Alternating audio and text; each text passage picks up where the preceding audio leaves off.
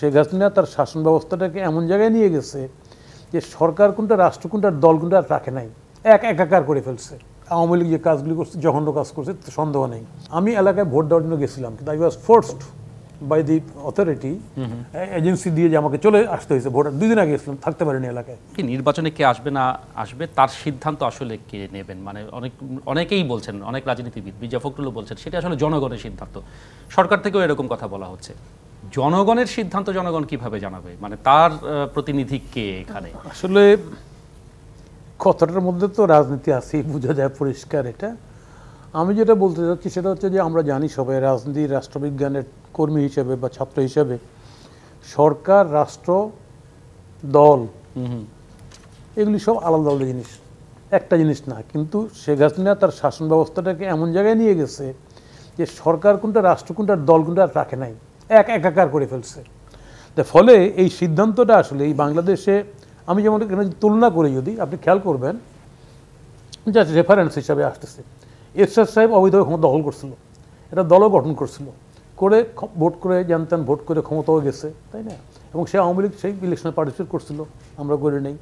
তারপর সে এরশাদ জনগণের আন্দোলনের চাপে, একটা অবৈধ লোক, একটা মিলিটারি ডিক্টেটর যেটা যাকে বলে, তাই না, সে আপনার রিজাইন করছিল।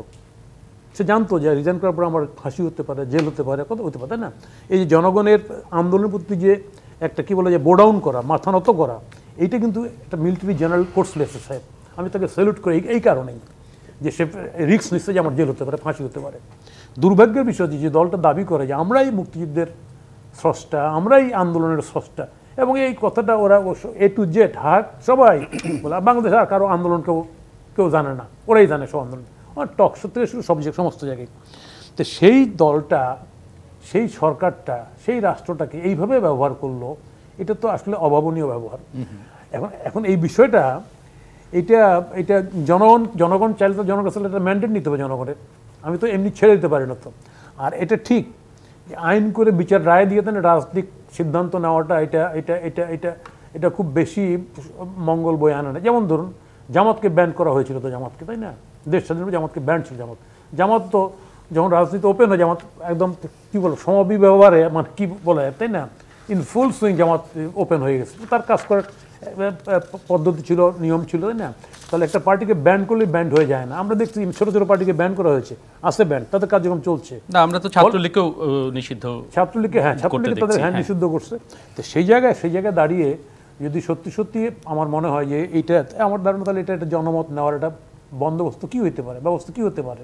নগদের সর্বোচ্চ বার 167 টাকা রিচার্জে পাবেন 1 লাখ টাকা পুরস্কার। আরও আছে প্রতি সপ্তাহে পুরস্কার ও ক্যাশব্যাক। এমনি আইন করে নিষিদ্ধ করার এটা এটা এটা কোনো ফল দেবে বলে মনে হয় না আমার। যেহেতু এটা তো অস্বীকার করে লাভ নেই, আওয়ামী লীগ একটা গ্রাসরুটের সংগঠন, যে কোনো কারণে হোক, স্বার্থের কারণে হোক, আপনার ক্ষমতার কারণে হোক, বহুদিন ধরে এটা আছে। সেই সংগঠনটাকে জনগণ থেকে বিচ্ছিন্ন নিজেরাই করছে তারা ক্ষমতার কারণে।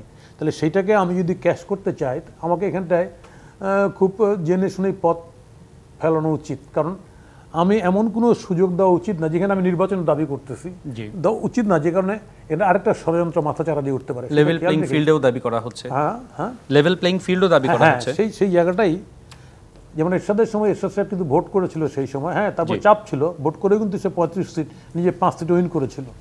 এখন বর্তমান প্রেক্ষাপটে আমরা এখানটায় যেহেতু রাজনীতি করছি সবাই, আমি মনে করি এখানটায় আওয়ামী লীগ যে কাজগুলি করছে, জঘন্য কাজ করছে, সন্দেহ নেই। এখন এটা ক্রিমিনোলজিতে যে হত্যাকাণ্ডগুলি ঘটছে, এটার বিচার সামগ্রিক অবস্থা, যেমন ধরুন আমি যদি একটা উদাহরণ দেই, 18 সালের ভোটের সময় আমি ওই পার্লামেন্টে ছিলাম, 14 দল পার্লামেন্টে, আমি দলের থেকে ইলেকশন জিতছিলাম। আমি এলাকায় ভোট দেওয়ার জন্য গেছিলাম, কিন্তু I was forced by the authority, agency দিয়ে যে আমাকে চলে আসতে হয়েছে। ভোট 2 দিন আগে গেছিলাম, থাকতে পারিনি এলাকায়, যে আমি অন্য জায়গায় ভোট দেবে মনে করে। তাহলে এই যে 18 সালের ভোটটা যে করলো, পুলিশ প্রশাসন, জনপ্রশাসন সব মিলিয়ে যে ভোটটা করলো, রাত্রে ভোটটা যে করলো, তো প্রথম তো এখানটাতে এই লোকগুলি তো আইনের আওতা আসা উচিত। তো আমি বলছি যে অনেকগুলি কাজ আছে যেগুলি করা উচিত গভর্নমেন্ট, যদি আমরা একটা ভালো পরিবেশ চাই। ব্যান্ড তো পরে, এমনি তো ব্যান্ড হয়ে আছে Awami League, they are not moving at all. ফলে আমি যতদিন এই সুযোগটা পাচ্ছি, তাই না, এটা কাজে লাগিয়ে আমার কাজটাকে গুছিয়ে নেওয়া উচিত। তো